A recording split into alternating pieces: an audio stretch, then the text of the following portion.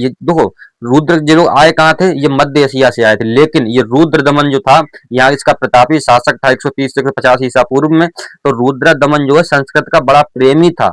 उसने ही सबसे पहले विशुद्ध संस्कृत भाषा में लंबा अभिलेख, गिनार अभिलेख जो है जारी किया था। यानी विशुद्ध संस्कृत भाषा में सबसे, देखो, उसने सबसे पहले, यानी भारतीयों से भी पहले जो है विशुद्ध संस्कृत में जो है सबसे लंबा अभिलेख जो है जारी किया था, समझे, संस्कृत भाषा में। इससे पहले किसी राजा ने जो है, या किसी पंडित या किसी ने भी नहीं इतना बड़ा अभिलेख जारी किया था संस्कृत भाषा में। समझो, एक विदेशी होकर उसने ये काम किया है, समझो। यानी कि लोगों का प्रेम था, ठीक है, हमारे देश के प्रति। यानी कि आक्रमण करने आते थे और वे हमारे देश के ही हो जाते थे, हमारे भारतीयों के, ठीक है। यही तो भारतीयों की कला है कि हमारे ऊपर जो आक्रमण करने आए वो भी यहीं के रहकर रह गए, ठीक है। लेकिन एक ही नहीं रह पाए, वो थे अंग्रेज, ठीक है। अंग्रेज नहीं हो पाए, ठीक है। अंग्रेज भी हो जाते लेकिन वहां पर ब्रिटिश कंपनी का शासन था, ठीक है, वो उनका डायरेक्टली शासन नहीं था। क्यों, वहां पर जो है उन्हें कंपनी कंपनी वो तो एक कंपनी चला रहे थे, कंपनी वहां पर जो है ना ब्रिटिश सरकार चला रही थी। वो भी इस देश के हो जाते, लेकिन जो है वहां की सरकारें चला रही थी इस कंपनी को, ठीक है, इसलिए जो है नहीं हो पाया, ठीक है। आगे देखते हैं।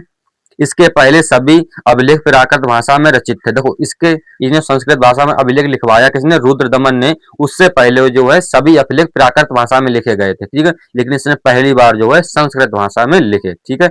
आइए देखते हैं।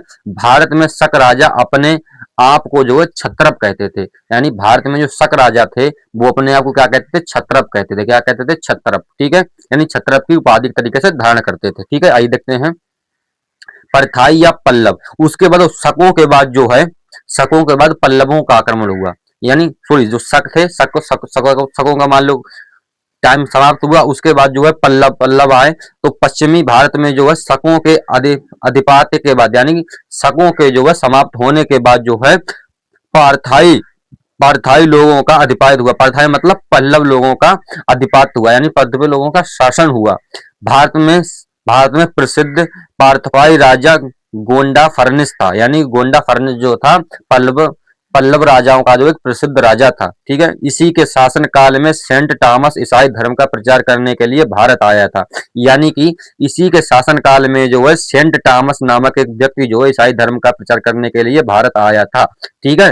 तो लगभग दूसरी शताब्दी में, जैसे मान लो दूसरी शताब्दी होगी, ठीक है, दूसरी शताब्दी जो 50 तो रुद्रमन थे, लेकिन दूसरी शताब्दी से मान लो कि जो सेंट का नाम क्या था, उनका नाम, हाँ सॉरी, सेंट टॉमस जो थे ईसाई धर्म का प्रचार करने आए थे दूसरी शताब्दी में, ठीक है। आइए देखते हैं। पारथाई लोगों का मूल स्थान ईरान में था। यानी पारथाई यानी पल्लव लोगों का स्थान जो है ईरान का था। कहाँ का था, ईरान का। तो ईरान से हमारे काफी जो है ऐतिहासिक